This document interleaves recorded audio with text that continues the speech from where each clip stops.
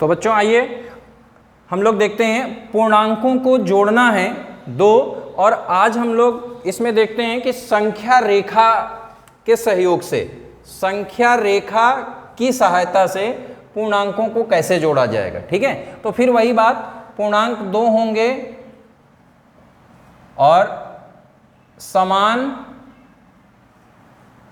चिन्ह हो वो देख लेते हैं, और एक बार देख लेते हैं असमान चिन्ह। ठीक है, तो चलिए देखते हैं, एक पूर्णांक है प्लस का 2 और एक है प्लस का 3, इनको जोड़ना है। ठीक है, तो कैसे जोड़ेंगे, तो आइए पहले हम लोग संख्या रेखा बना लें। ये हो गया 0। अब देखिए 0 से प्लस का 2, तो प्लस का 2 का मतलब क्या होगा, 0 से आप आगे बढ़ेंगे कितने कदम, 2 कदम, तो 1 2 1 2। पहले एक काम कर लीजिए, इस पे एक लाइन से लिख लीजिए, 8 10 तक लिख लीजिए, 1 2 3 4 5, चलिए 6 तक ही लिखते हैं। तो आइए 2 कदम आगे बढ़ते हैं, यानी कि प्लस का 2 का मतलब क्या हो जाएगा, 0 से 2 कदम आगे, यूं ऐसे। ठीक है, उसके बाद 3 कदम और आगे, यानी कि 3 कदम आप 0 से नहीं बढ़ेंगे, कहां से बढ़ेंगे, 2 से, तो 1 2 3, ये आ गया। अब आप यहां से 0 से आप देखिए कहां तक आ गए, 5 तक, और 5 0 से आगे बढ़े हैं ना, तो ये धन का 5 होगा, तो इसका उत्तर हो जाएगा धन का 5।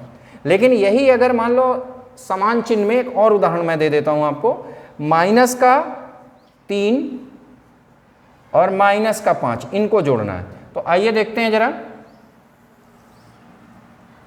बहुत आसान से सवाल होते हैं ये। देखिए 0 ये है मान लो, और 0 से हम यहां बढ़ते हैं, -1 -2 -3 -4 -5 -6 -7 -8।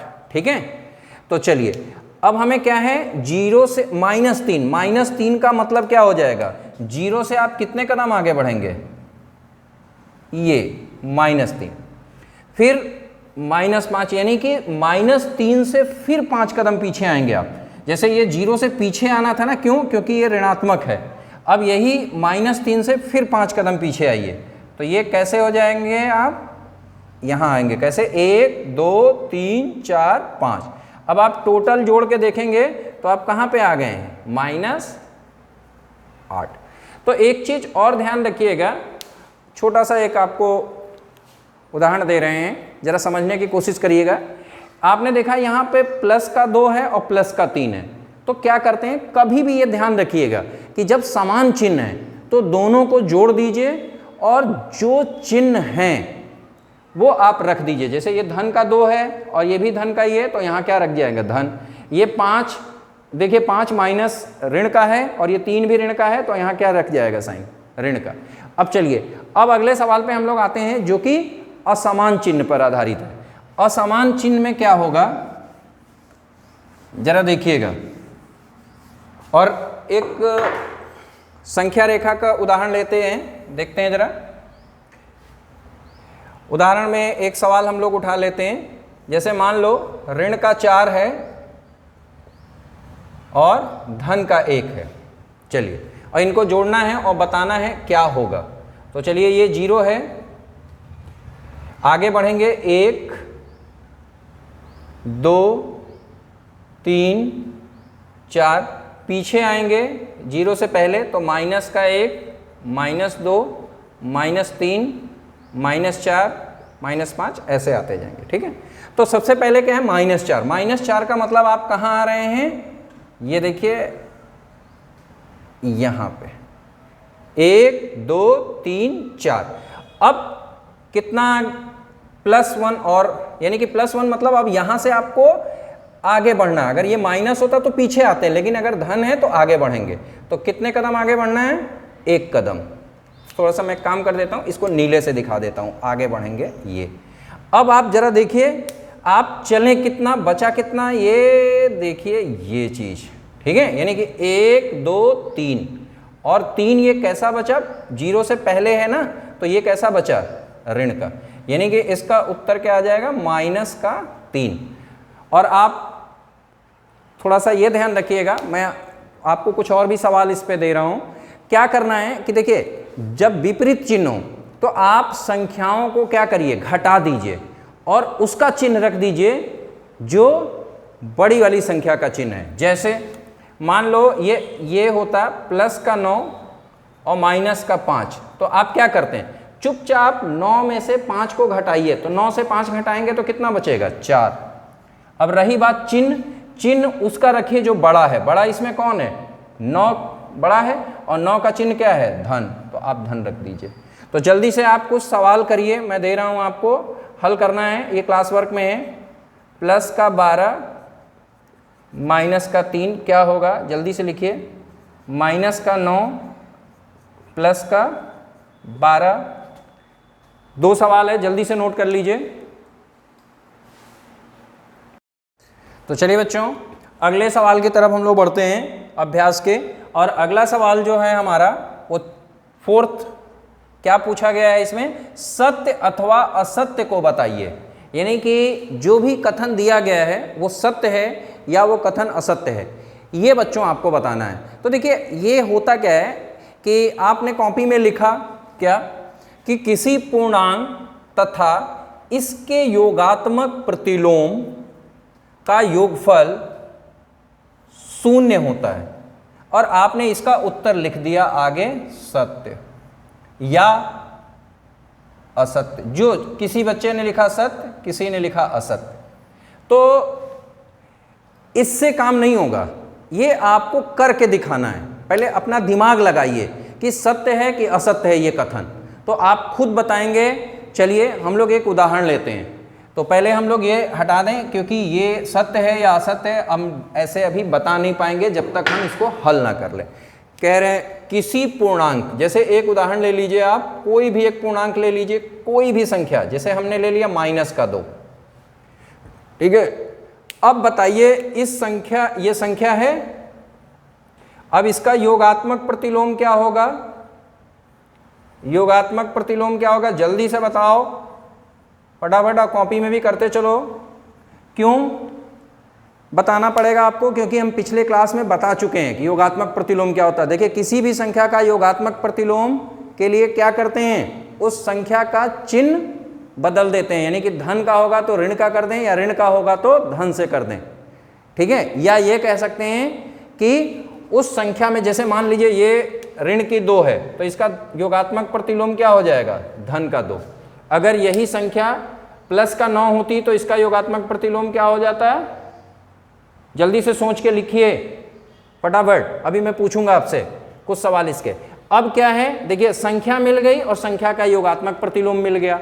अब आप जरा जोड़िए -2 और +2। अब जरा एक काम कर लेते हैं, फिर से वही जो मैंने गोले वाला उदाहरण दिया था, जिसे -2 मतलब 2 काली गोलियां ले लो, और +2 यहां पर मैं उल्टा कर दे रहा हूं, +2 मतलब नीली गोलियां मैंने ले लिए, 1 2। तो अब आप देखिए, एक ऋण और एक धन मिलके क्या हो गया, 0। एक ऋण और एक धन मिलके क्या हो गया, 0, यानी कि उत्तर क्या आ जाएगा इसका, 0। ऐसे आप बहुत सारे उदाहरण ले सकते हैं, जो आपको अच्छा लगे आप लीजिए और देखिएगा, योगफल हमेशा 0 आएगा, यानी कि ये कथन कैसा हुआ बच्चों, सत्य हुआ, ठीक है। तो आपको सत्य है या असत्य है अंदाजा नहीं लगाना है, आपको करके दिखाना है, बहुत मजा आएगा। आप इसको संख्या रेखा से भी दिखा सकते हैं, कोशिश करिएगा। अब आते हैं, 0 एक ऋण पूर्णांक है। पीछे की क्लास में फिर आइए आप, मैंने बताया था ना कि 0 को ऋण और धन में नहीं लिखते हैं, 0 होता है, ठीक है। तो ये कथन सत्य है या असत्य है, इस कथन को हम क्या कहेंगे, असत्य। अब मैं आपसे इसी में आगे बढ़ते हैं, कुछ सवाल। अब एक सवाल दिया गया, 2 ऋण पूर्णांक का योगफल धन पूर्णांक होता है। देखिए, 2 ऋण पूर्णांक का योगफल, जरा ध्यान से समझिएगा, 2 ऋण पूर्णांक, तीसरे सवाल पे आते हैं। दो ऋण पूर्णांकों का योगफल, तीसरा है ये गा। मान लो एक ऋण पूर्णांक माइनस का 2 ले लिया और एक ऋण पूर्णांक माइनस का 5 ले लिया। अब आप इनको जोड़ के देखिए, मैंने बोला था ना जोड़ने का बहुत सीधा तरीका है। क्या करना है, आप 2 को और 5 को जोड़ दीजिए, कितना आएगा 7।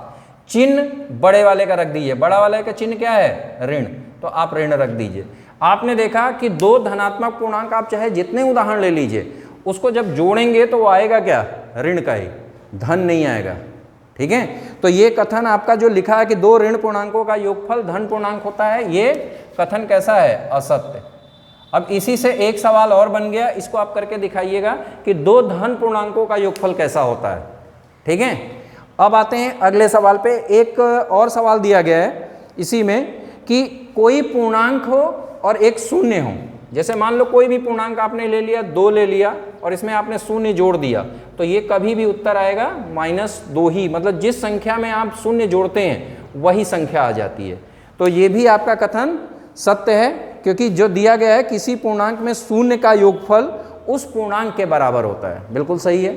एक सवाल इसमें यह है जो निरपेक्ष मान पर आधारित है कि आप संख्या रेखा पर, जरा ये संख्या रेखा है, आप धन का 18 दूरी चलते हैं और माइनस का 18,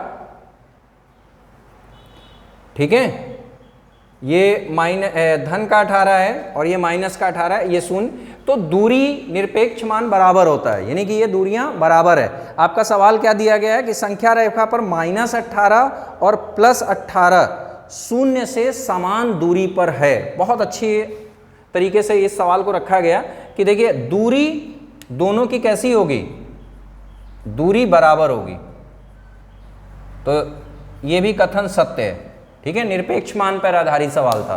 तो मेरे प्यारे बच्चों, आज के जो भी हमारा सवाल है, जो एक्सरसाइज में मैंने दिए हैं आपको, कौन सी एक्सरसाइज थी 3B, इसमें कुछ सवाल हम आपको टिक लगा दिए हैं, मैंने बोल दिया है, क्लास में बीच बीच में मैं बोलता गया हूँ, आपको करना है तो वो आप करेंगे। जिसमें पहला सवाल आपको करना है, उसके बाद आपको चौथे में कुछ हमने सवाल छोड़ दिए हैं। ठीक है, तो जल्दी से आप करिए बच्चों, कॉपी निकालिए, फटाफट करिए, यही आपका गृह कार्य है। ठीक है, तो जल्दी से कर लीजिए। और आज के लिए हमारी क्लास बस इतनी रहेगी। ठीक है, धन्यवाद बच्चों।